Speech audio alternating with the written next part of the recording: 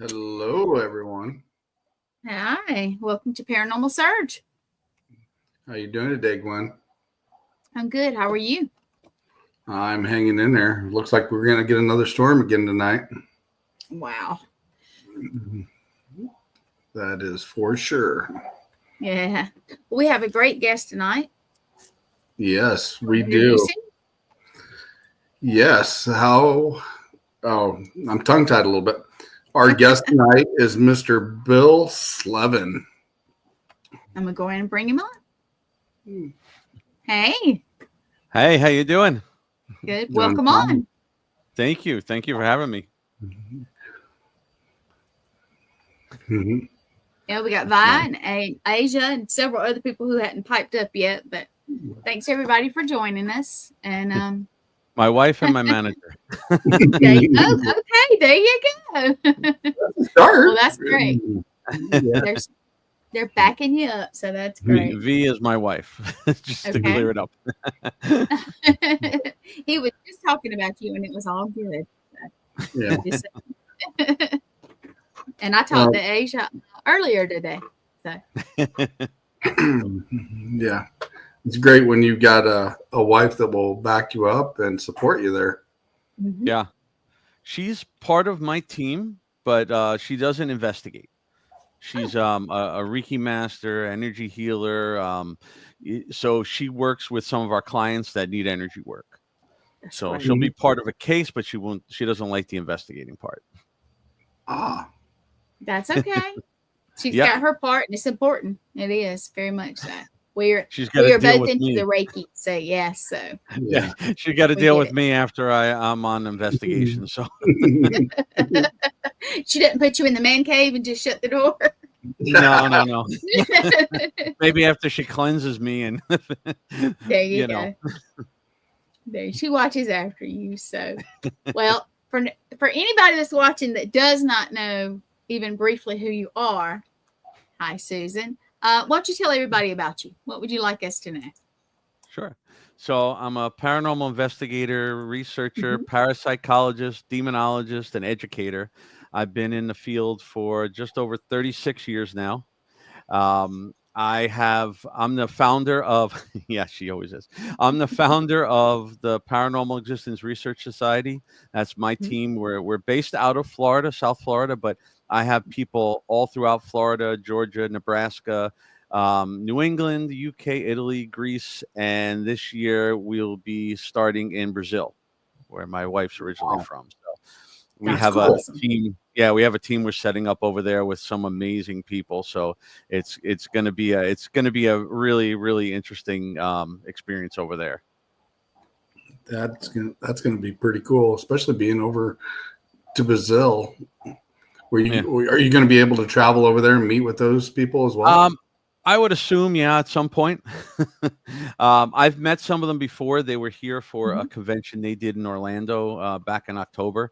So I met some of them when they were up there, and my wife knows them from over there. And there's some of the most known people in Brazil that have to do with psychics and paranormal and UFOs. Oh, wow. And they're really great people, and we have some really interesting things coming together that I'll be announcing probably later this year. That's awesome. That is. Now, are any of them your wife's family? No. That kind of, okay. Just curious, because you know how that is sometimes. Yeah. Yeah. Yeah. Sometimes it's generational, but no, it's not with them. Okay. Well, it's definitely good that you've already met them and know what they're capable of doing. I know you've got a team of your own, right? Yes. Yeah, we have people all over, and they said they don't have a lot of people there that do residentials. There's a lot of, maybe ghost hunters, that go around and do public stuff, but they didn't have a lot of residentials. So they wanted to do a branch of my team over there to help people over there too, in the way we do it here. We're a little different than some people. So they want to bring that over there, and because they really like what we're about and how we help people. And, we know it's not all ghosts and demons all the time. And, Oh, most definitely. Some people think they are, but it's not. Yes. Not. That's great. You have a big reach then. That's cool. Yes. Didn't you say the UK also, or did I? Yeah.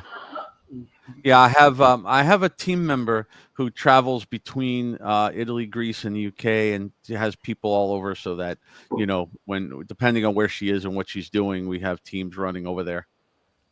Wow, that's wonderful. Cool. Yeah. So yeah, it works out good. We got a lot of people, and then I met a lot of people, having been part of the Warren Legacy Foundation for 3 years, and now with the new Warren Society coming out, that we'll explain in a future time. But there's a lot of good people that we work with and that we network with that help us. People. That's one thing a lot of teams I don't think understand. Reach out for help when you need help. We have tons of people and teams that we work with that, even somebody like me who's been doing this, almost 4 decades. There's things I come across I don't know. I have to reach out to somebody who might be more of a specialist in, a generational curse or somebody, So there's so many people out there, and there's a lot of people willing to help. We have a team local in Florida called War Party Paranormal that are just fantastic people. We work with them constantly. They invite us to all their stuff. We invite them to our stuff, and they're just good people. There needs to be more of that. There does. Well, I definitely agree. There needs to be more communication among the teams and be able to work together, because there's too much drama in this field, which I think needs to go as well. So yeah. We're not in competition with anybody. We're here, the more we get known, it's to help people and to further the industry. It's not just for, just fame. It's a totally different thing. And, again, I've been doing this for so long. I was never out in the spotlight for a long time. It's only been the last 6+ years or so that I put myself out there, and I did it more or less that. One of the biggest things, and I don't know how much residential you guys do. One of the biggest things we have a problem with is convincing people that they're not haunted. It is the hardest thing to do. And a lot of them, it's because they see people on TV every week and they assume they're the experts that know what they're doing, which I'm not discrediting any of them, but a lot of times, what they're seeing on TV is very different than what's real. So, trying to convince them. And so by having us out in the spotlight a little more and being a little more known, it kind of gives us a little credibility with them, where maybe they're a little more to, believe us at times, because it really is the hardest thing. I mean, it is. I've actually done a lot of residentials myself, more than I have done places in general. And you're right, to convince them sometimes that there isn't nothing there at all, and it's just something that's going on, that's their house settling, or this, or the vibration of a train coming across, it makes the glass jump across their table. Right. Yeah, there's so many things, and I talk about that when I do my lectures and stuff. I have a lot of cases I talk about and different things. I mean, there's so many things we found. People, we're hearing noises in the walls, and things are knocking and scratching, and now we're smelling, a rotting smell. So right away they think demon. And in one house, they had somebody come in, open up the walls, and they found a dead possum in the wall. Ooh. Which was originally the noise and then the smell. And it's things like that. Sometimes they get mad at us when we bring up things like that, or hey, did you have an electrician come in, because they're talking about the lights are flickering, and they like get mad at us, like they think we're going to discredit them once we say that. And it's like, no, that's the easiest thing to determine. Have the electrician come in and check your wiring. If he says it's okay, now we know where to go with it. They don't understand that part. Problem is 70 to 80% of our cases are mental health, addiction, fear, a lot of different things. And we try to help them so that we can get them whatever help they need. We don't want to push anybody in a certain direction, but we're going to tell them what we believe and try to help them if we think it's, sometimes they will get annoyed with us if we ask them for psychiatric evaluations or medical evaluations. They don't have to do it. It's just sometimes if we feel there could be something there, we want them to get that checked out, because we don't want to give them the wrong advice. We don't want to give them the wrong help.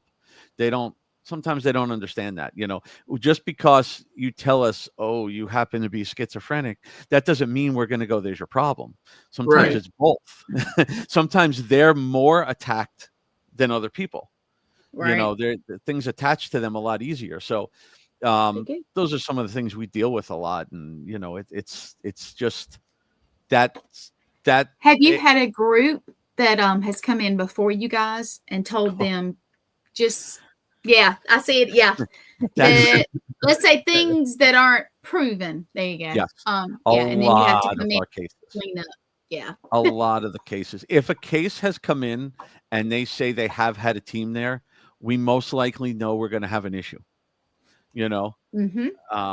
It's once somebody, because people are very influenced. When they call a team, they're expecting you to be, I know people don't like the term experts, but they're expecting you to be a professional and expert in what you do, a knowledgeable person, let's say, in what you do. So if you tell them, oh, I believe there's a portal in here and it could be a demon, and somebody else now is going to have a really hard time getting that out of their head because they're influenced by you. That's why it's very important to be very careful.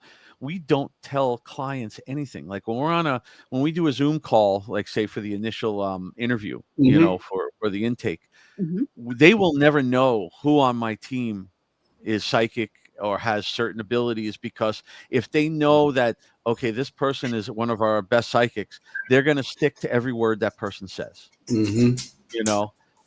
It's just one of those things where you really have to be cautious on what you do. If you think it is something, you can't just blurt it out to them, because it's, I teach my team that some of the people who maybe don't have as much experience as some of the other ones, don't yell out like, oh, I think that's something if they play an audio clip or they send a picture, because we weren't there. Like, we'll analyze it. I've been in IT field for 33 years.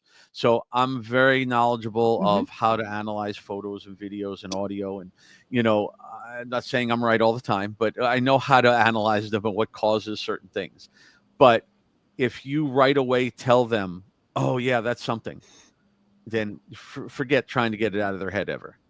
We're not there. So their photos, their videos, their things like that is great. We want to see it because we want to know what's going on, but we can't judge that as something because we were not there. It was not a controlled environment.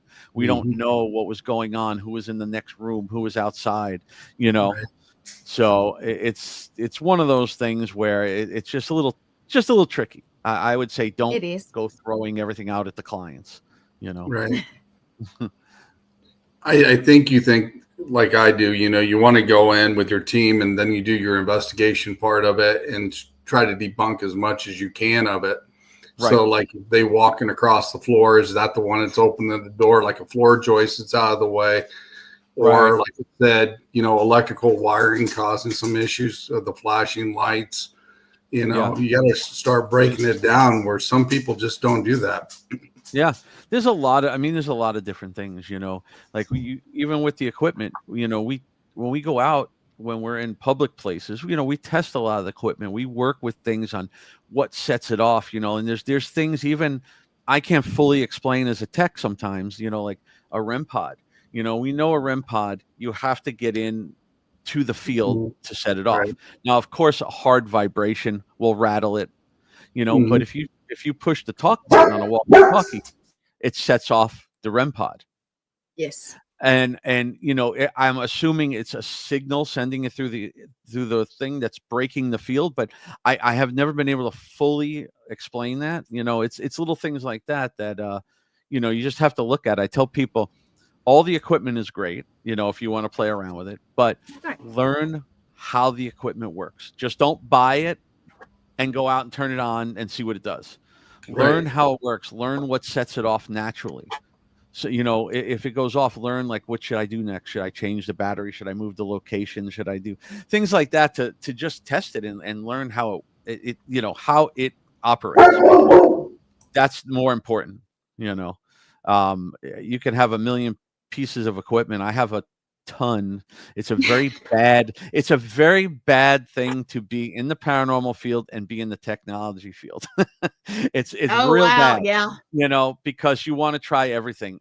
I don't use 90% of it in a person's home. We only use very basic things in a house. We don't use all this stuff. I'm not going to go in, throwing around SLS cameras and tell people they have something because I got a stick figure on a chair. I can't do that. So we don't use a lot of the equipment in the house, but I love playing around with it and learning what it does. And, exactly. That's all. Now, do you guys, I know you teach also, when you do that and you get your, like, say, new members, do you always say, hey, put your phone either off or on airplane mode? Do you guys do that before you go in? We do. It sometimes they'll have it on to do we very rarely do lives from our stuff. But you never know. Sometimes we do work with people who will go live. I don't mind, but I try to teach them, keep the phones off as much as possible. Some people do use audio recorders off of it. I'm fine with an audio recorder. I don't condone using your phone really for much. Stay away from phone apps. If I see anybody on my team using a ghost phone app, they're going to be in a lot of trouble. I can't look. If you want to, I take that back. If we're on a public investigation and they want to pull them out and see what they do, I'm all for that. See what it does. But I know as a technology guy that those are programmed to produce responses. There's so many things with the apps that people don't understand, that some of them, I'm not saying all of them, but some of them use GPS to know. I don't believe, I wouldn't take credibility and evidence from any app, but not all of them do what I'm about to say. Some of them use GPS to know where you are. They use active listening to know what you're asking, and they use AI to respond to you. So and then it's the simplest thing is like take Spirit Talker, okay, which mimics an Ovilus. Now an Ovilus too, I don't take into full consideration. If it goes along with what you're asking and it's something very different, and then we'll look at it and it's kind of interesting. Mhm. But if you put on Spirit Talker and just hit start and just walk away and come back, it will have a 20-minute conversation. I mean, it's just there to, and a lot of times it's, dark answers and evil answers and scary answers. And, Right. it's, you could take it with a grain of salt, because there, again, could it be something? We don't know.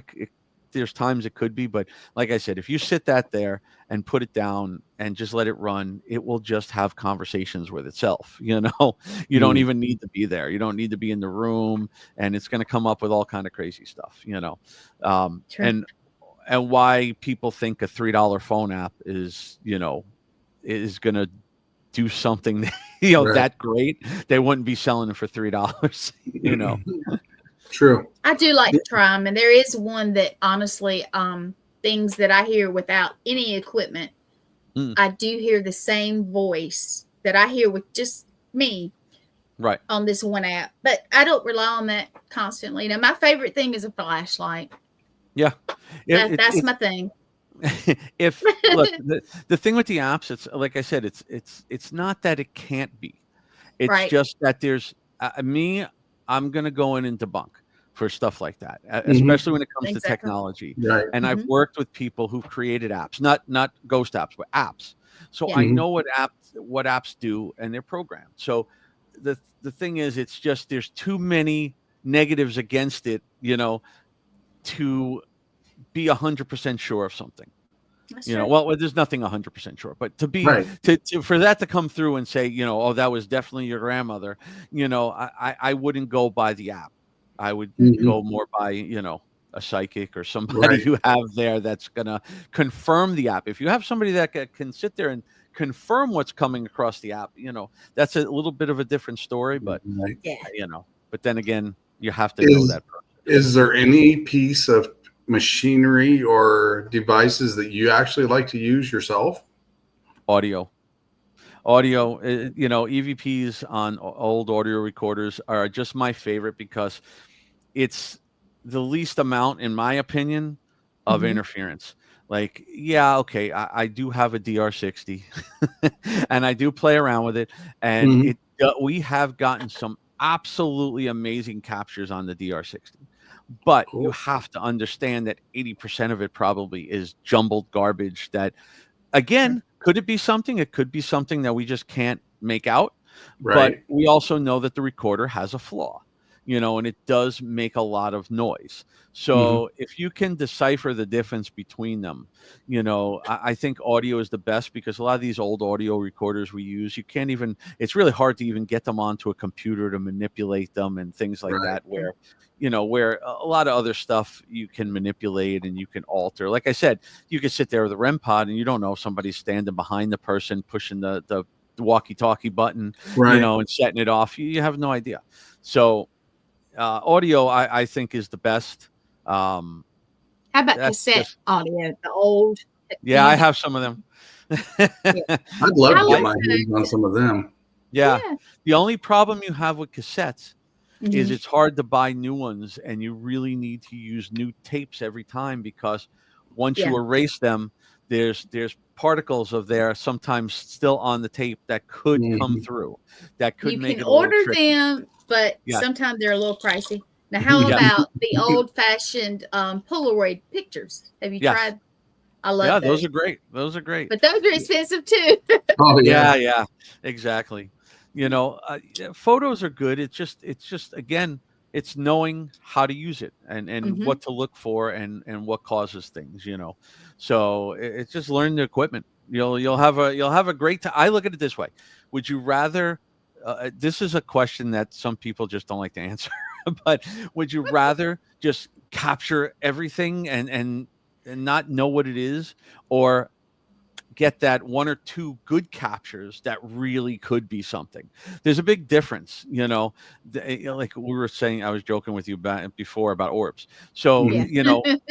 I'm one of the people that talk about this a lot, and I hate to point it out to people. People hate me on the groups because I discredit all their photos with the orbs. But, the point is, there are real orbs. They're very different. They're very, very rare. I've seen 3 in my lifetime, and you see them with your eyes. So I'm explaining to these people how scientifically, or, however you want to say it, that they do appear on, from dust and bugs and all that kind of stuff. But yes, it's better to know it. It's not that I'm trying to discredit somebody, because I'm never disrespectful to them. I'm always like educational, because I want them to understand why I'm saying it and what's causing it, so that they know what to look for. I don't know. That's just me. I rather look and say, oh, wow, this is something that I can't explain, than I have 400 pictures of orbs, So, I just, a lot of people don't want that. They just want confirmation of what they believe, I kind of agree with you, as in the fact of that I don't like chasing orbs myself. And like you said, they are very rare. Yeah. And they really are. That's why I explain to people what they are and how they're captured. And I say the same thing. Could some of those things be spirits? I mean, nobody knows 100%, but I always say the paranormal is the unexplained. And if I could explain it, it can't be paranormal. So I can explain those things. An orb is solid energy, so it cannot be transparent. It can't be transparent, can't be translucent, and it doesn't reflect light. It has its own light. So all that stuff they see on the infrared cameras can't be orbs. If a real orb came into a room, it would actually trick your camera into daylight mode. It would be like turning the lamp on in a room. And I tell people, once you see it, you'll understand.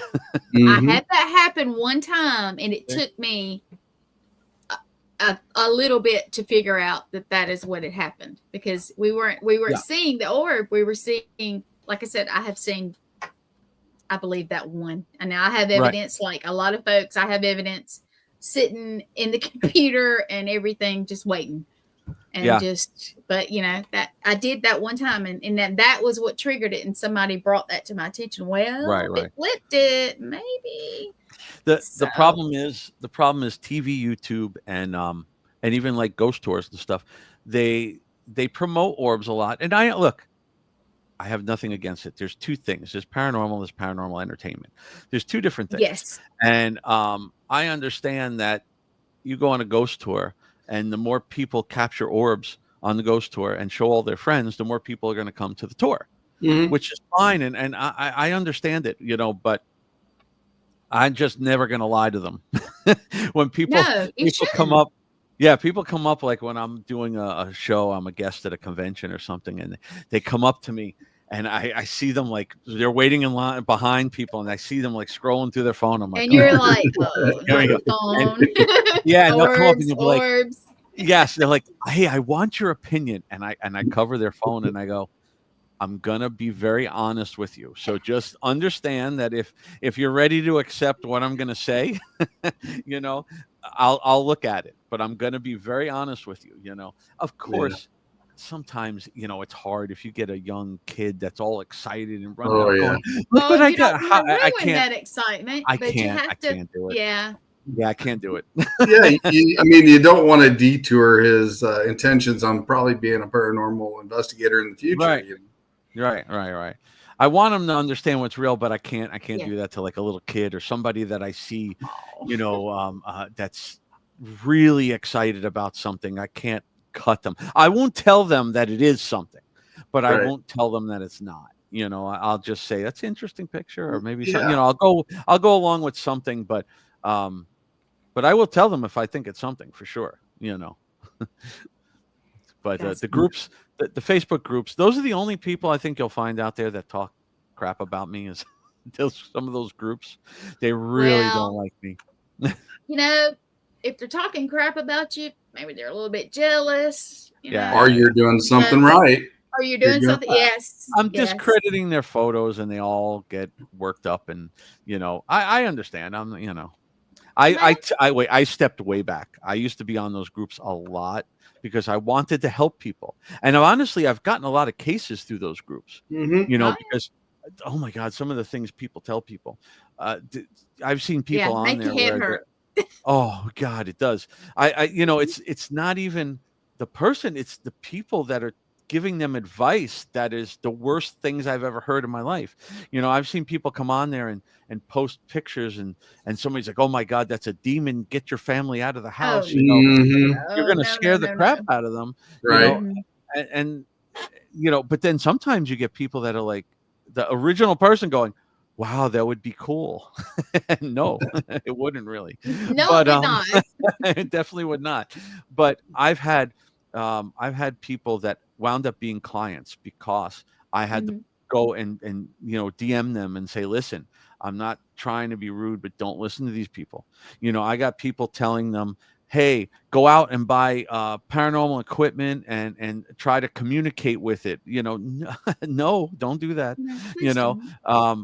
Somebody told a guy, go to the sink, get a glass, fill it with water, say a blessing over it, turn it to holy water, and then bless your house.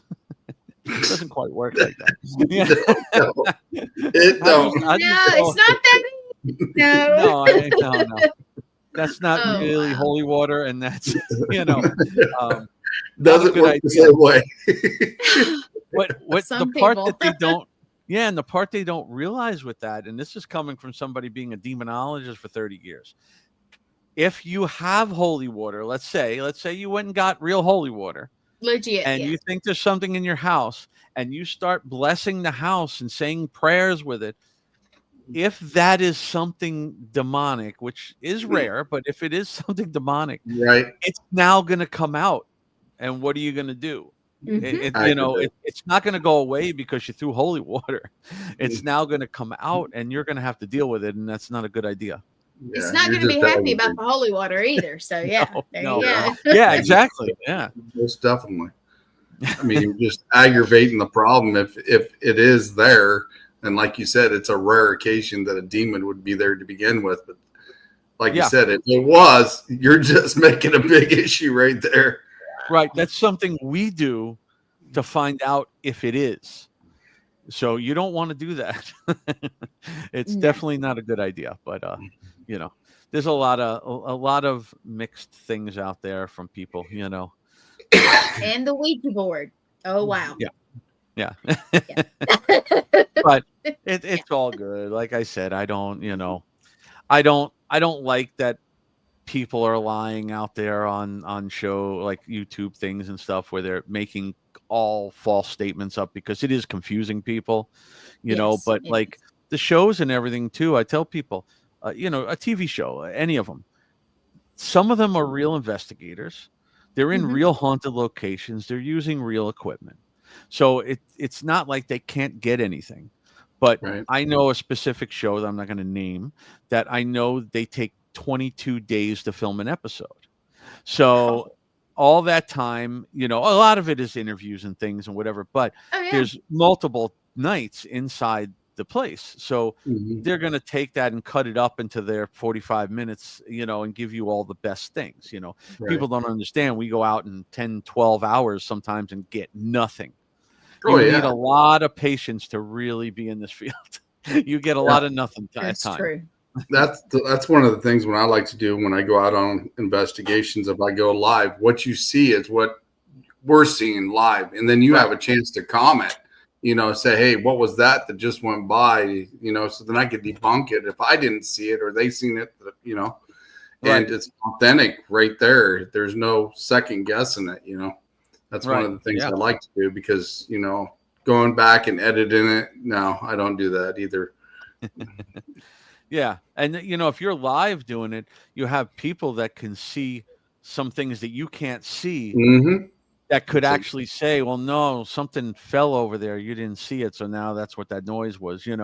It's something that, you got to keep in mind with everything. But, I mean, look, I watch all the shows and I watch them. They're all entertaining. Of course. I have nothing against them.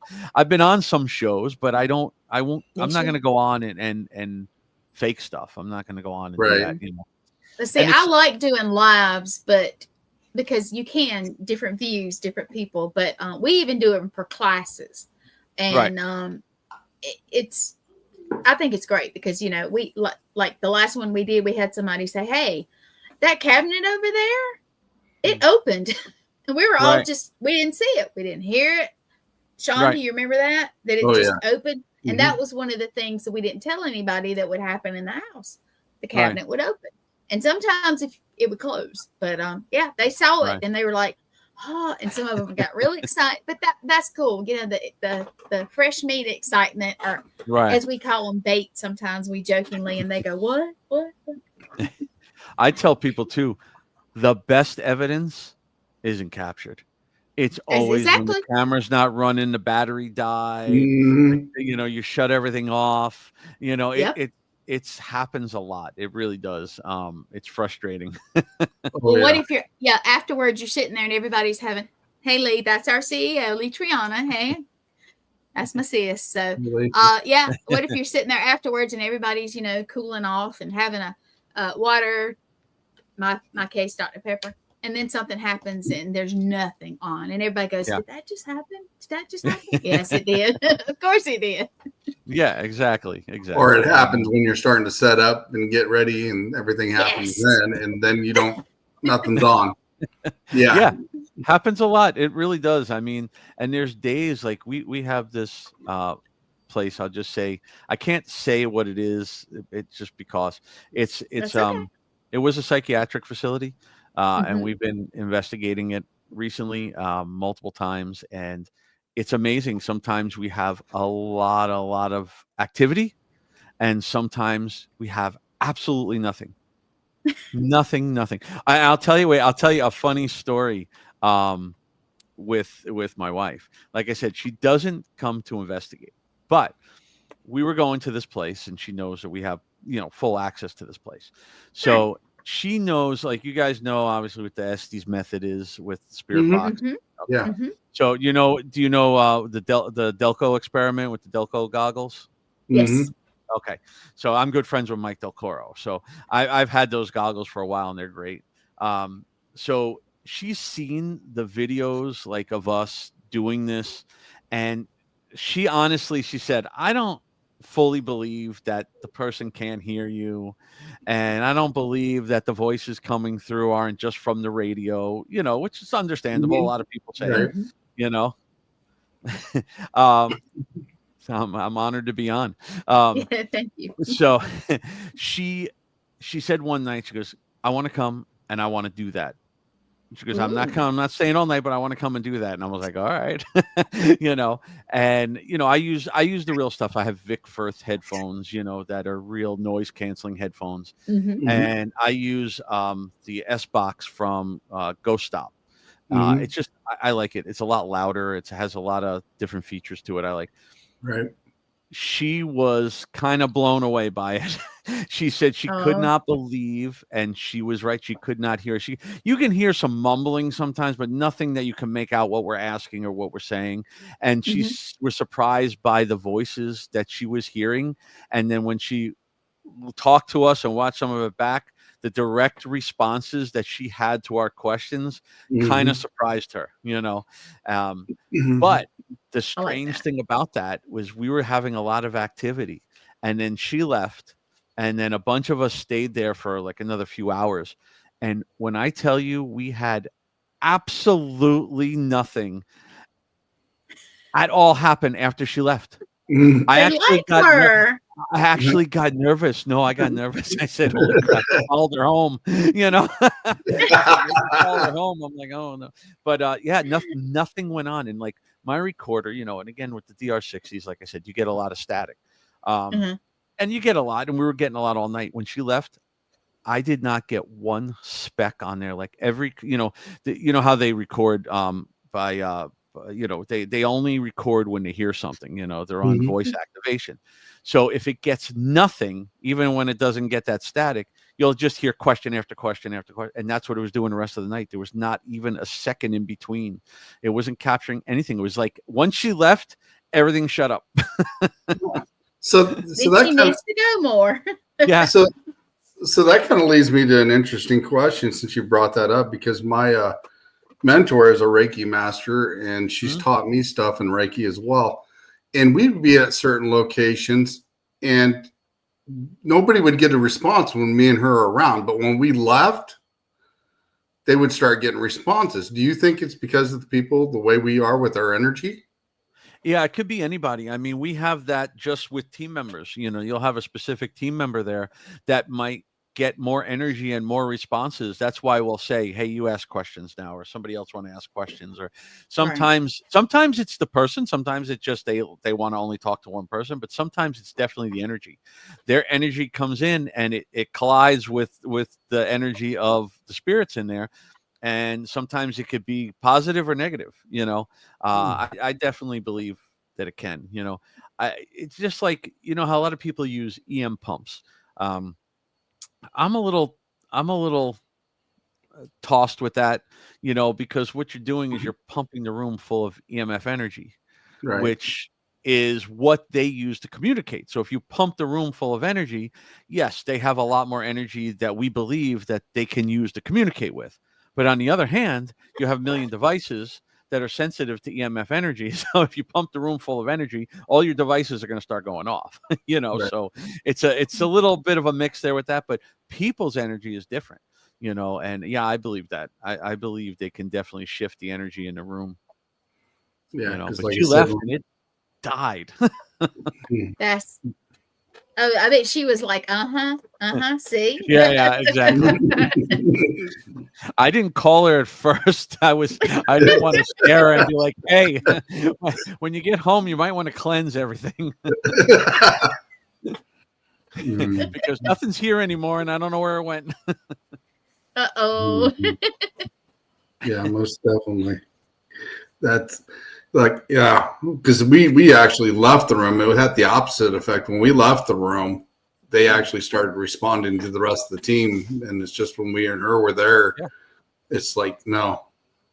So, yeah, it's just like I said, it's just like, you know, I don't know if you've ever encountered where you might have a female that they respond to way more than a male, you know, or the other way around. It's the same thing with that. Somebody comes in and their energy, they just don't like for some reason, or it's too strong. They may not respond to them. You know, they might wait for them to leave, you know, or something just didn't rub right with them, you know? Yeah. That's, yeah, we've seen that on numerous, like I said, but I just remember one incident. Like I said, we had to literally leave the area and go in a different location of it because they were not getting any responses at all. And as soon as we walked away, everything started working and they started getting responses and stuff. So yeah, it's even like what I noticed with doing the SD, well, actually with the Delco, those goggles are really something when you put them on somebody who has some sort of abilities. Not just like I'm an empath, you know, but somebody more psychic medium. They it seems to really enhance what they're doing, you know, because the red light deprivation is supposed to enhance your psychic abilities. So I've seen it really do some amazing things with some of our team members that, you know, they were getting two things. They were getting stuff coming through the white noise and then stuff coming through psychically that they were hearing and seeing on top of it, just from those lights, you know. Did your wife, how did she feel about the goggles? She liked them, you know. She was very surprised. She really was. She was really surprised to she really thought that she would be able to hear us. I think that was the main thing. She really thought she was going to be able to hear us. And then she really thought that any voice she heard was going to be something from a radio station, you know, which then when she was hearing clear responses, more than one word and stuff like that, you know, she realized that's not a radio station, you know. No, I know a lot of people argue it is, and, you know, but you know, that thing scans so fast. I mean, yeah, there's certain you will get certain music and certain words that come through, like a partial word, you know, that could influence you and put something in your head. But when you get a sentence, it's Right. it's a little different, or even multiple words or multiple syllables or something. It's not Or coming from something one that state. just fits totally with somebody asking, that's Right. amazing, especially the Right. first time you hear it for yourself. Right. It is. It's like one of the things I teach people with recorders is, we'll be in a room and we'll set up, and usually 3-4 people will have recorders. Sometimes we'll even put a few down on the table. We'll use different ones. I'll sometimes run, my Tascam off to the side, just run it through the whole, investigation. Sometimes I have one of my wrist recorders on that just runs through the whole investigation, because I tell them that if you get a really good EVP and you're just not sure, listen to the other recorders, because Right. if we do a session and 3 people have it, then that's something natural, in my opinion. Again, it's my opinion. There's no way that the spirit came through on 3 different devices at once saying the same word. We look at it more that if you get it on one device, we think it's them communicating through.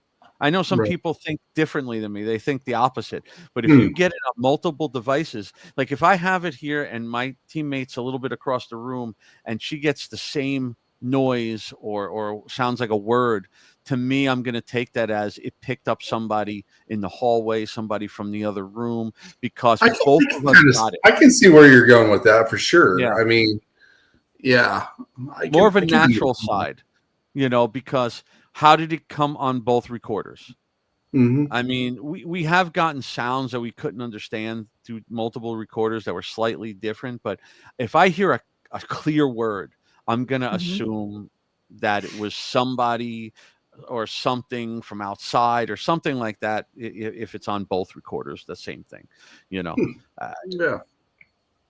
Maybe not, but that's my technical side that comes in and starts trying to figure everything out with that, But see, everybody's different, and that's fine. That's great. That's easy to. I mean, it's good to learn their ways too. Nobody knows everything. No, Nobody knows everything. not at all. I'm giving opinions. I've been doing it a long time, so I have a lot of education and experience behind me, but I don't know everything. But I mean, that's a good way to look at it, though, too, because, like you said, that means you'd have to be in the same spot, and if it's in 2 different locations at the same time, yeah, I can understand that, where you're coming from with that. It does make a lot more sense, too. That's why sometimes I'll have something like on the other side of the room. So if it was something really that we really had to look at, I could go back on that recorder, and if we get it on there, and you hear that mine's loud and the other one, or mine was low, and on the other recorder it's loud, that means it was coming from something over there. Maybe it was on the other side of the wall, maybe it was outside in the window. That's how we try to look at things, because it's sometimes you have no idea. Sometimes you cannot determine anything like that, but That's true. we try the best we can, because especially when we're working with clients, we want to give them the best possible explanations that we could give them. And I don't want to jump to conclusions. If you go into a place assuming it's haunted, you're going to believe it's haunted too. Going assuming it's not, it's easier to disprove than it is, go in and say like, this might not be anything, and then prove that it's something paranormal. Yeah, that's one of the things, being the lead on the team. I tried to find out a little information about the location just for my team's for safety and everything else. But in general, I'd rather not know anything at all than compare something after. It's like, okay, we've got these names, we've got these words. Have you guys heard something similar? Have you got it documented it? Because, then we can actually prove it. But I don't like really knowing a lot about a location when I go in. Yeah, some team members I have, they like to research and know everything, and some like to know absolutely nothing. Especially more on the psychic side, they don't want to know much. They want to see what they get and then match it up later. I like that too. Even sometimes when we go out to public stuff, just they don't want to know. Like we did something up at the Devil's Tree in Port St. Lucie, and most of my team members did not know anything about it. Well, they've heard of the Devil's Tree, but they didn't know the story behind it. They just know about the tree and what it is. They didn't know the actual story behind it of the guy who killed the girls and the whole thing. And so they didn't want to know that. And we went there, and it was pretty interesting because the guy, his name is, I'm going to forget his name now. He was the first Florida serial killer. Oh, wow. Yeah. He was a cop, and he was luring girls into his cop car and bringing them back there and doing bad things to them and then killing them and, burying them under this tree and hanging them from the tree, different things. And, my brain is not working. I'm drawing a total blank on his name. But the thing was, we were there, nobody knew. And we had multiple people doing the Delco, and three different people kept hearing the name Johnny. So then at the end, when we're all leaving, they are asking me the story, and I was telling them the story, and I said the guy's name, and we couldn't figure it out. And then I remembered it was later on. I remembered that his middle name was John. That's why I can't think of his first name. His middle name was John. And I went to somebody that I trust, who's Mark Muncy. I don't know if you know who he is. He's a big historian down here. He writes a lot of the books like Erie, Florida, and all those things with all the lore and everything. He knows everything about Florida and beyond Florida. And I asked him. I said, I think we were doing a panel together at MegaCon, and I said, listen. I said, so what name did he go by? And he said, friends used to call him Johnny. And that's what it was. We heard that 3 times from, 3 different people heard the name Johnny, and we couldn't piece it together. Now, I'm assuming that's what it was. I don't know 100%, but it was good to hear without telling somebody, hear them come back and just say that without me asking, and say that he was referred to by John as Johnny at times. So, those are the things I like to definitely look for and try to. There it is, Gerard. Gerard. Thank you, Asia. Thank you. Gerard, I could not remember the name. I was sitting here going, oh. I just popped it up on my phone when I was sitting here looking for it. I was about to go search for it because that drives me crazy. Me too. Yeah. But it was great to hear that from Mark that he went by Johnny, because the other part was one of my teammates. It was funny. They were here. It was one of their first investigations with us outside, and they said, "Hey, we're coming from Orlando, and we have a friend with us. If it's all right, we bring him." And I'm like, "Yeah, it's a public investigation, His name was Johnny. So he was getting a little freaked out, I think, because everybody kept saying Johnny, and he's like, "What the hell's going on?" And I'm like, I don't know. We didn't know at the time, so we were all, joking with him a bit. But my favorite place used to be, we used to go up to it was in a 280-acre abandoned prison in the middle of the sugarcane fields in Belglade, Florida. Oh, wow. It was an amazing place, and they demolished it a couple of years ago. Luckily, was able to go there a bunch of times. It was a very active place, a lot of fun. And it was fun to take my newer members, because if people come and they're like, yeah, I want to do this, I like this, I'm into this, or whatever, and I interview them, I talk to them, but then bring them out to a prison at 1:00 in the morning in the sugarcane fields. And you'll see if they really want to do this.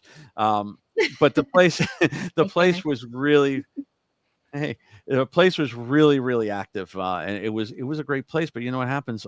People come in and do all stupid things, and I don't even want to blame. I don't want to blame the gangs. There's a lot of gangs there, especially in Belglade. Belglade is gang infested, but.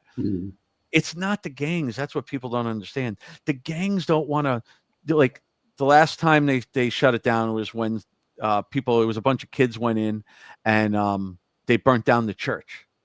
Oh, no. Like, the gangs aren't going to do that. they're not going to disturb their place where nobody can, come and find them. It's a 280-acre prison. The cops didn't go there much, So the gangs aren't going to go and burn down a church to draw attention to themselves. They're just stupid people. Yeah. And then they ruin for everybody else. That's how it is sometimes. Yes. So, yeah. That was a fun place. I will say this: if you get a chance, have either of you been to St. Augustine? No, but I want to. Okay, love St. Augustine. I go there almost every year.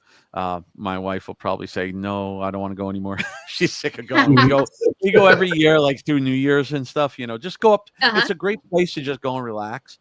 But there's a lot of stuff for me to also do. And when we were there last year for New Year's, we went to the people with Ghost and Gravestones tours. They were real great. They comped me into the old jail tour, and the old jail at night is great because this wasn't. It's still a public tour, but it's more of a hands-on investigation. They have a lot of equipment for people. Tour guides were fantastic. I love them. They talked a lot like I did. Like they were not telling people, these are orbs. These are they were explaining to them the real stuff. And because they don't need to lie to them or explain, because this place is active. I wasn't sure what to think, it's a small jail, but wow. There was one thing that honestly kind of blew me away that I could not figure out. I could not explain it. It's one of the few things I could not explain no matter what I did. In the room that was the sheriff's room, he lived there with his wife. Her name was Lulu. They have, since it is a museum, they have artifacts. So they have like some stuff that was Lulu's. And one of them is her old, 1940s typewriter or whatever it is. One of those old metal typewriters. And we were standing in the room. I was there with one of my friends and her daughter. And we were in the room and it was off to my left. And all of a sudden I hear click. And I look over and I heard click, click on the typewriter. And I'm like, now they tell you don't touch anything, but sorry. I've been doing it for a long time. I picked that thing up. I had my flashlight because I was 100% positive that thing was rigged. I really was. I was insistent it was rigged. There was nothing in it. It was just a metal typewriter, an old metal typewriter. There was nothing. And I can't explain that, There's things you can explain, like there was like a wardrobe thing behind us, and the door creaked open too while that thing was clicking. the door opened.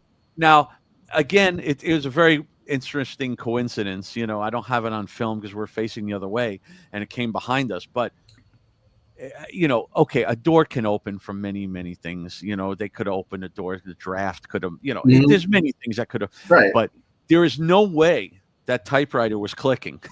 It's not like an electric typewriter. It's an old metal typewriter. Right.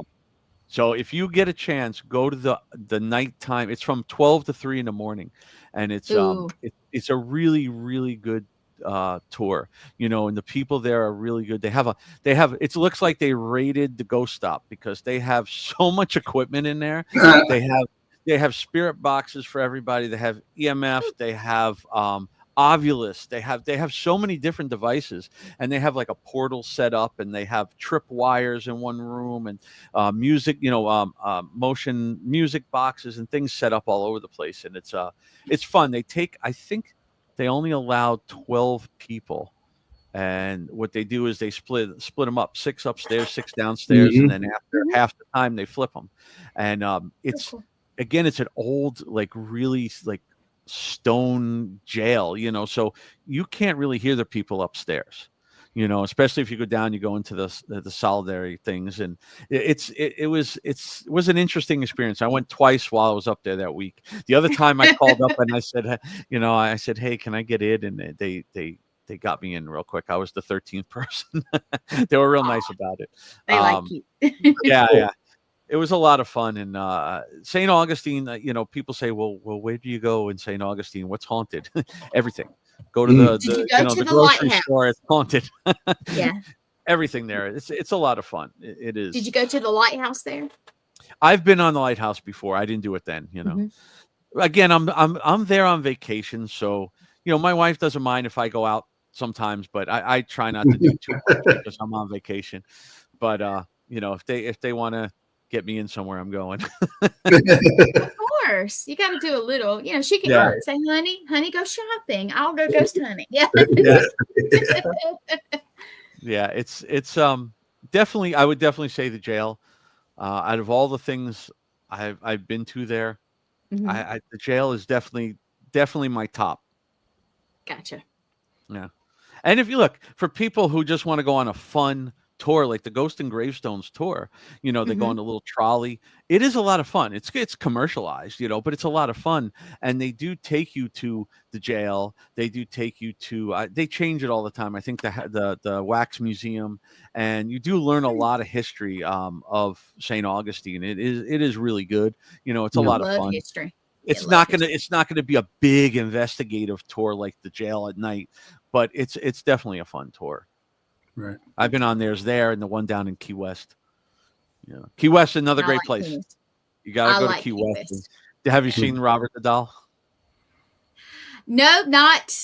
Nope. The last time I went to Key West was years ago. I did love it, but back then I wasn't in the now. Yeah. But I gotta go. I don't know. Robert, did you talk to him? Did you talk to Robert? Yeah, I've known Robert for many, many, many years. I'm good friends with David Sloan that takes care of him and does the tour and wrote the books. And David is such a great guy. And every time we go down there, I've seen Robert many times. Robert is fine as long as you're respectful.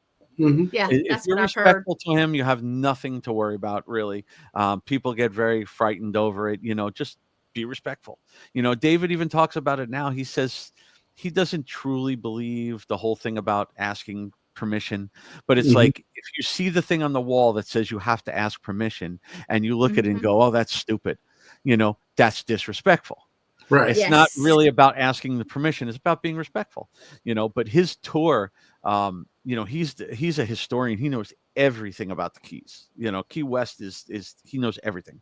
So when you go in that tour, they teach you all the haunted history of the museum, which is a lot, the fort there. And then they take you into the room with Robert now, and they turn the lights out, they lock it down, they bring out equipment and actually investigate with Robert in the room. And they've had some pretty wild things happen. Everything from, equipment going off to one guy, I think they said his cross burnt him and he had like a little burn mark on his chest cross. So there's a lot of different things there that have gone on, and it's an interesting place. It's definitely worth the trip, and definitely check that out. Yeah. There's a lot of things down there too. There's a lot of different places down there. Definitely have to see Robert go there. I have my little Robert back in the case there. Where is he? Back there with Annabelle. I see Annabelle, but maybe my vision is not the best. The white one right next to him is okay. Yeah. Yeah, I've had that little Robert forever. My wife hates those dolls. She does not appreciate those dolls at all. I have another one. You can't see it there, but it's on the other side of Annabelle. David sent it to me for Christmas. I think it was last year. It's Robert, but it's a Elf on the Shelf Robert. He's my goodness. See, now that's the Elf on the Shelf that may move around. Oh wow! Now, did you have to prank your wife at all? Have you done that at all? My wife hated when that thing came in the mail because I had no idea who was sending it. It has a little picture with it, and it has a date, and it says, "I spent the night with Robert," and it shows him on top of the glass. So they left him overnight on the glass, and it has a certificate showing he spent the night with Robert. And then he sent me an 8x10 of Robert that has a little rock on it, and I'm going, what the hell is that? I was a little confused. Yeah. And then I flipped it over, and she definitely does not like this. I flipped it over, and it says, "A piece of the fort." So it's a rock from the fort where he lives. Oh wow! And I am. I do have that in here, but I am usually a strict person on telling my team do not take anything home from a location, but that was said to me different, like one of my teammates, I'm going to call her out, Allison. We were at the prison and we were in the medical facility, and inside the medical facility, there were x-rays, patient x-rays, all over the floor and everywhere. Mm-hmm. And she picked them up and she's like, wow, these would make a cool art project. And I'm like, no, do not take an inmate x-ray home with you. You have no idea what's attached to that, So yeah, she would have definitely taken them. That would be interesting, but not a good idea. It's tempting. It's tempting. I know people who collect things from every location they go to, and I probably would but I'd be kicked out of the house. She'd be like, no more. I'd have my own little museum in the back. Yeah, but I can't. The imitations are hard enough. Oh yeah, especially if they spent the night with the real thing. Oh my goodness. Yeah. Right. I like that. Is there? So I know it's a little over an hour, which is fine, but I have to ask: do you have a bucket list of places that you have not gone that you would like to go? Sorry. Most places. I have. The thing is, I have not gotten out to a lot of big known places across the country. Simply because I haven't had a lot of time, it is tough to get out and do a lot of these. We do have jobs. And then also on top of it, I do a lot of conventions. I do a lot of speaking engagements. And we do a lot of residential cases. So yeah, there's a lot of places there. I'll be honest, my main thing is overseas. I went to Italy 2 years ago. It was the greatest trip I've ever been on, but I didn't do any investigating. I did bring equipment with me, and I wanted to do it. Like, we went to the I would love to get into like the Coliseum and, but you can't do it during the day. There's 8,000 people in there there's no way you could do anything during the day. Right. And to get permission, Italy, we know from having people there, Italy is not the easiest place to allow you into places to investigate. They're not really big on it. Wow. I'd like to go to like Ireland, go to some of the castles and things like that. But I will give people a little bit of advice. If you're traveling out of the States, or maybe even within the States, be careful of bringing your equipment. So I went to Italy, and luckily going to Italy wasn't so bad. And then on the way home, we stopped in London for a few days, and then we came back. So my wife used to live in London too. On the way out of London, it was a nightmare because I had most of that equipment I am not putting in my suitcase. So I had it in my carry-on. And picture the carry-on going through the scanner, and in there is a REM pod, which looks straight out like a bomb. We were just talking about that earlier. Yes. Yeah, I had a REM pod. I had a static dome. I had the DR60. I had the Ovulus. I had a few devices in there, and they were freaking out. They opened that thing up. They took every device out. They were scanning each one. I had to take out one of the magazines I was in that I had with me and show them who I was and explain what it was.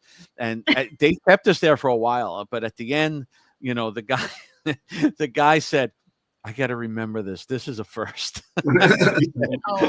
So just be careful. Like, your recorder or whatever they're going to see, it's a recorder. But I was pushing it. I was pushing the limits with the REM pod. Yeah, me and Gwen were talking about. Yeah, we were talking about what was I going to bring down there with me. And I was like, well, I don't know. With some of the stuff that's going on now, I don't know if I want to go to the scanner with it. It's a tough thing because most of those people don't know what that stuff is. You try to explain it to them. They're just looking at you like, sure. Yeah. And then they're like, you do what? What do you do? Yeah. That look. Yeah, I'm gonna wear my team shirt when I get on the plane. So I'm sure I'm gonna have a bunch of questions when I'm walking through. Yeah. I do that at places too. And,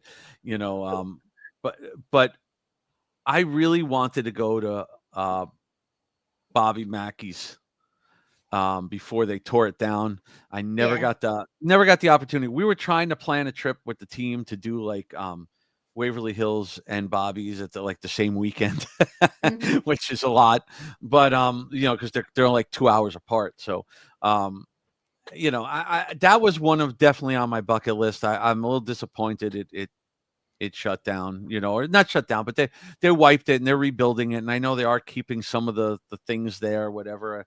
If they allow it again, I'll go in. But that was definitely at the top of one of my lists, but definitely overseas. I want to go to some places that are old, and Yes. have that history. That's why St. Augustine is so great, because it's the oldest city in the U.S., so it has the oldest history that you can find, Yeah, true. So overseas, we're nothing compared to what's been around over there. Scotland and Ireland and all those places. So many places to go. So yeah, I definitely, I will say this, the only place I really investigated a little bit was when we were in London. I took out my recorder. I went with my wife and we went and found Amy Winehouse's house. And we went outside because I said, this will be the greatest piece of evidence if I get someone singing across that recorder. Oh my goodness, any bit of a song coming through that recorder, and I would be doing cartwheels with that. But didn't really catch much. But we were just outside in the little park that was directly across the street, where they have like a little memorial stuff, and Mm-hmm. I think people were walking by and looking at us like we were nuts. But You did happen to mention one thing here a little while ago. I got some friends over in the UK as well, and they said it's really hard to get in certain locations, and that you got to get permission and stuff in advance. Why do you think it's so different over there compared to here? I think they respect it a little more. Here now, every place that is slightly haunted becomes the most haunted place in the world, and we got to charge $5,000 there for 4 hours to get in, and everybody's making a fortune, and they'll let anybody in and do whatever they want. Over there they're more respectful of the history, and they don't want people coming in, I think, and just throwing everything up on YouTube and TikTok and making a mockery out of the location. A lot of them are like that. I've heard some stories through people. I'm part of the Ghost Club, which is the oldest psychic club. It's all parapsychologists and everything from like the 1800s. It's a little different there. It's the same thing with like Italy, and I heard like I was on a podcast in Japan, and Haunted Japan, and or Spooky Japan, and they say that in Japan it's the same thing. They do not allow you to investigate. You're not allowed at all.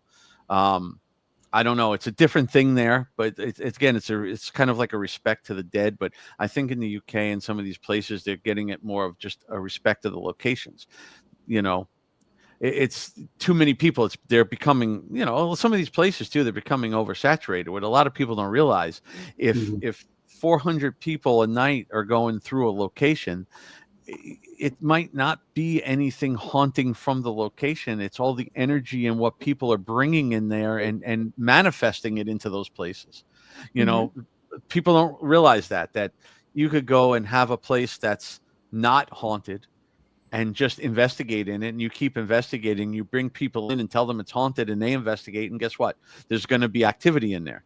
Some of it is going to be manifested energy, and some of it could be something that you brought in. Definitely. Yeah. It's I think they should definitely respect it a bit, but they're getting a little carried away with some of the fees that they're charging at some of these places. They really see the amount of drama coming around them now because of it. There's a lot of places that are, we're not going to mention names, but there's locations you can't even really go to anymore because of all the problems. I know Alcatraz is outlandish to go to, because I know somebody was looking into that, and that's very expensive to stay there. Yeah. To me, something like that's kind of worth it because that's not an easy thing to get to, and the history of that place is just crazy. If you take a group and bust it up between several of you, it wouldn't be so bad. But man, it's really expensive if you just got a small team going. Yeah, that's the thing. Good thing about having a big team. I always used to say, if you ask some of my my original team members, they'll tell you, I always used to say, I even used to lecture about it. I don't want a big team. We had like 6 people. I'm like, I'm good with this. And now all of a sudden I have like 27 people across like, how many states, and it's because I've come across people that I really care about and I think are just amazing investigators, and that's why I bring them on. Our Georgia team, our Nebraska team, my New England team is Joe. Joe Franklin.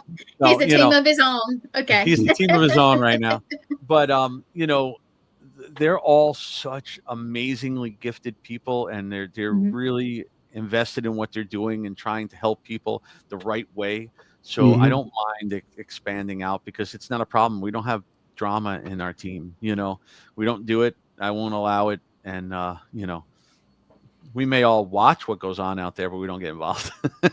It's almost like a train wreck. You can't look away sometimes, but unfortunately. Sometimes I just got to click off it and say, nope, I'm done. I can't watch it anymore. Nope, forget it. And I started, I'm originally from New Jersey, so I started up there.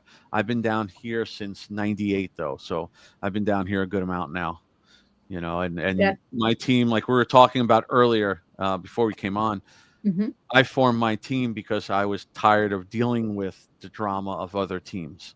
It is a lot to run a team and make everybody happy and keep everything good and do it, but it's worth it when you can control who's on it and not have those issues, because I was on some teams that were just horrible. The things they were doing I didn't agree with. The people were just a nightmare.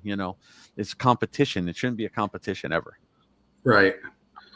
I think the best feeling in the world, is in the fact of being a lead on the team, is when you got your team that you can go in there and actually help the people and understand what's going on in their house, and then get a satisfaction afterwards. Thanks for coming to help me. You made me understand this, etc. That's the best thanks you could ever get. Letting them know what exactly is going on there and being honest with them, and don't make it a lot of drama. Just go in there and do what you're supposed to and help them understand what's going on in their house. Yeah, no, absolutely. It's those people, a lot of them, look, we get some that are full of it and making stuff up. And, sometimes you'll get, that's why we weed them out, pretty good. Sometimes we'll get people that are like, you show up. We went to, I'll give you an example. I had a case up in Jupiter, I think it was up that way somewhere in Florida, up by Jupiter.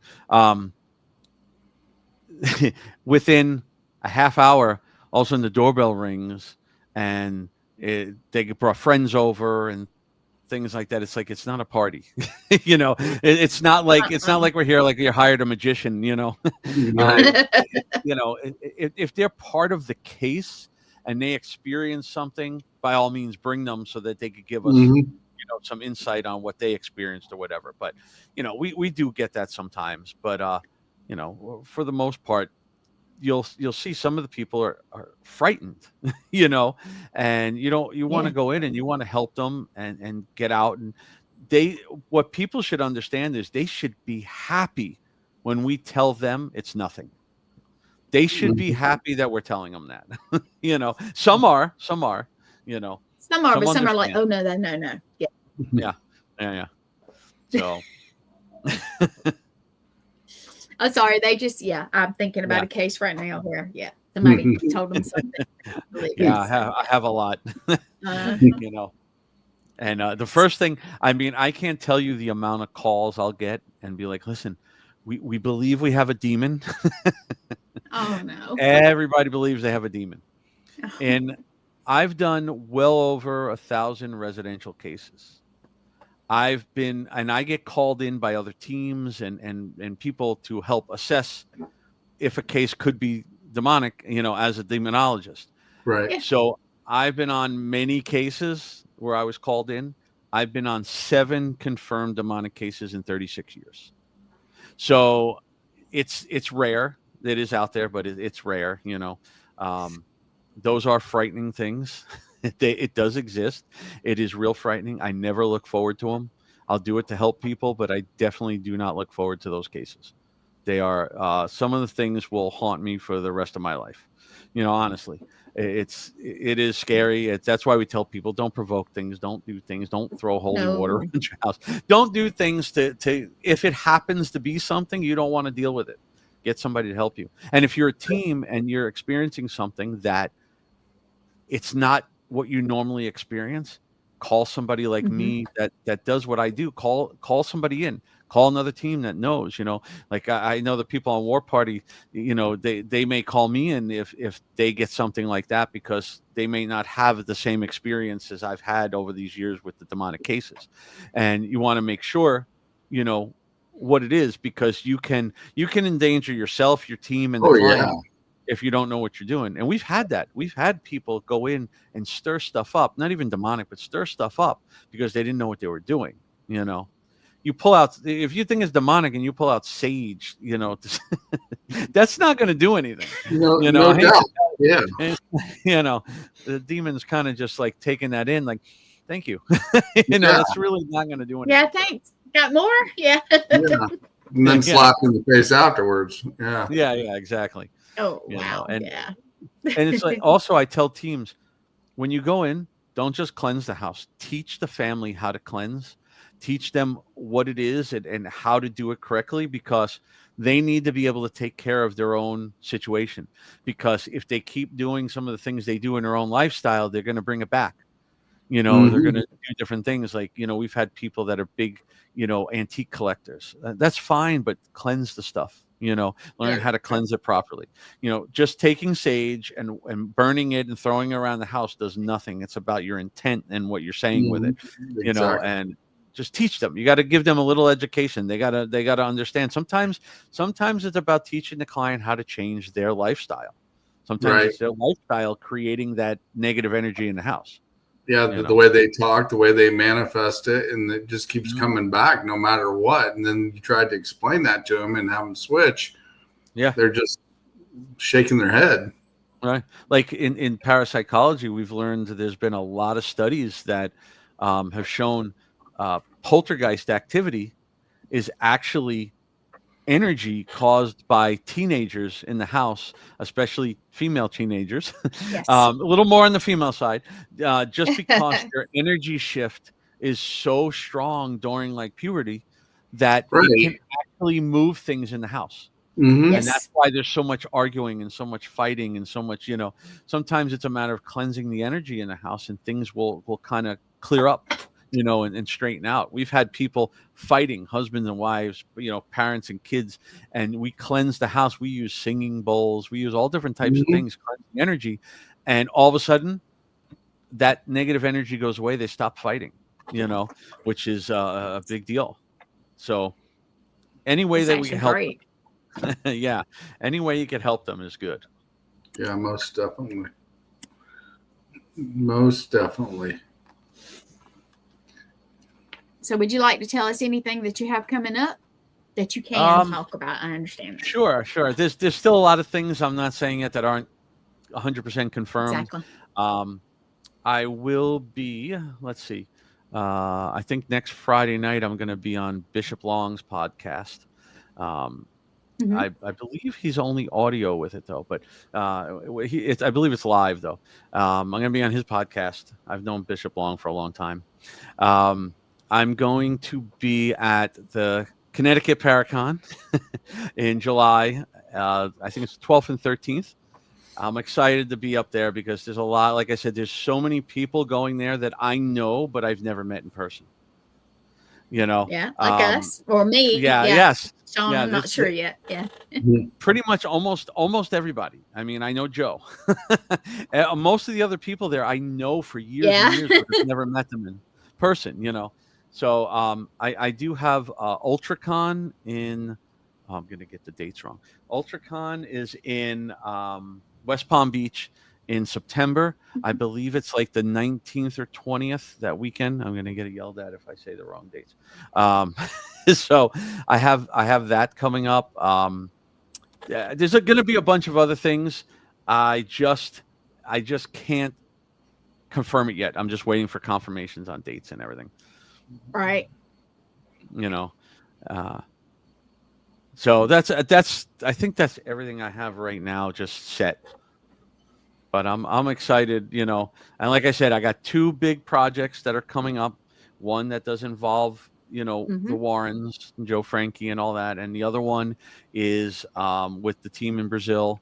That is going to be it's not just about the team. It's about a whole thing that's being put together that has to do with investigating and education. And it's going to be a really amazing thing. And I'll come back on and gladly talk about it when it's all out there.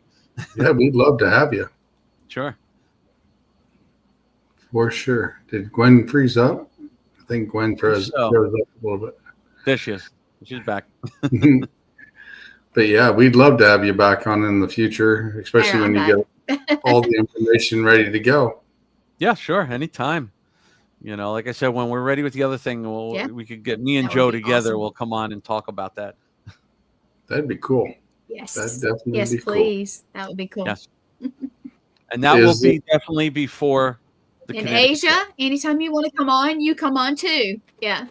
Yes, for anybody who doesn't know, cool. Asia is my manager now. So all my stuff goes through Asia. she's been great. It's awesome. I see her pop up in a lot of our podcasts, and she's asked a lot of questions sometimes as well. Yeah. I talked to her too. Well, I messaged with her today. That's talking to some of us. Right. She keeps freezing up. Is there any place that they I'm tongue tied. Gotta spit it out here. The locations where people can find you. Oh yeah. Well, for me, it's simple. My website is billslevin.com. My team site, if you need help, is PersFL. So it's PersFL.com. You know, I'm on Facebook, I'm on Instagram. I'm getting yelled at because I don't do my social media as much.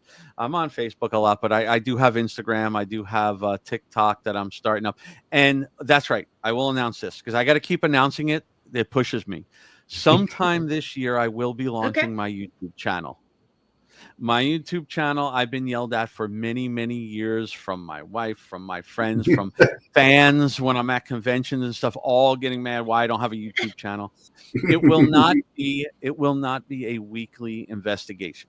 There will be some investigating, there'll be some educating, there'll be some historical stuff, there'll be some interviews because I have, you know, I'm connected to a lot of people. So there will be a lot of different things. It will be a big love of the paranormal all around. So it will go out this year. I've pushed myself to make sure I announce it, and you know, it is there now. It's, you know, at all my social media is Slevin Paranormal. So all, you know, Instagram, everything, it's just at Slevin Paranormal. You could go and subscribe to it. There's nothing on there yet except the graphic header, you know, but it will be coming this year, and I'm expecting it to be pretty good. It's just. I'm looking forward to it. I needed the time to do it. I didn't have the time. All right. That's awesome. That is awesome. So anything else you want to put out there before we get off of here? I think that's everything. I probably forgot something. But next time. That's okay. You can come back. You can message, and we will be glad to any projects you have that you want to share out there. Yeah, we'll be glad to help you out with that. Yeah, and thank you for coming on very much. Thank you and for having me. Yeah, absolutely. And last minute, so you helped out. So I appreciate it more than you know. No, thank you. Yeah. Well, I am going to drop you back. If you hold on just a second, and we'll talk for just a minute. And thank you again. And we're going to close it out. So he's great. Yeah, he's awesome. If you guys ever get a chance to go to a Paracon where he's at, definitely go check him out.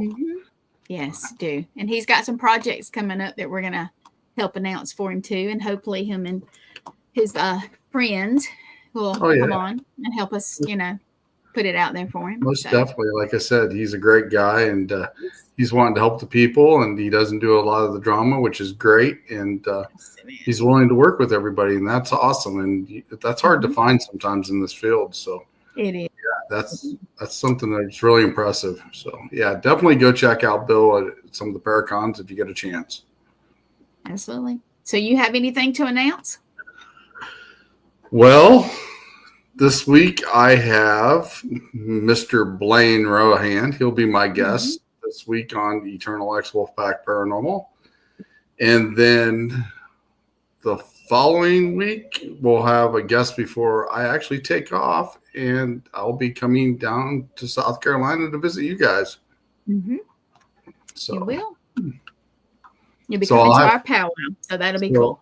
I'll actually have 2 shows live with Ms. Gwen in the next couple of weeks. That should be interesting. Well, you guys, we're going to get out of here. We had a great guest, and anybody who tuned in or will tune in the future, just thank you very much. And hopefully you'll come back next week. And everybody, thanks for stopping in and asking questions as well. Yes, thank you so much. You guys have a good night. Night, guys.